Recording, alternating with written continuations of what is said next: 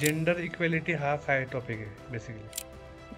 काय होतं रे, म्हणजे जन्माला येतं एक लहान बाळ, एखाद्या घरात जन्माला येतं. मुलगा असेल तर त्याला बॅट बॉल द्या खेळायला किंवा बंदूक आणा, पण मुलगी असेल तर तिला बाहुली आणा. ती मागते का बाहुली? किंवा त्याने बॅट बॉल मागितलाय का? त्याला बाहुली खेळायला दिली तर तो पण बाहुली खेळेलच.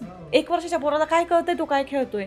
पण हे आपण त्या लहान पोरांच्या डोक्यात भरवत जातो, बिंबवतो की नाही तू बाहुलीच खेळ आणि हा बॅट बॉल खेळ, तू भातुकली खेळ, तू स्वयंपाक बनव.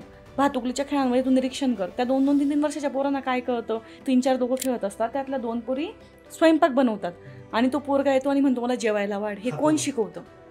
घरात आजूबाजूला बघतो ना. हे जन्मापासून जर असं तर वेगळी गोष्ट आहे. निसर्गाने भेद शोषणासाठी निसर्गाने भेद नाही केला, निसर्गाने असमानता नाही केली, निसर्गाने वेगळेपण निर्माण केले, आपण असमानता निर्माण केली.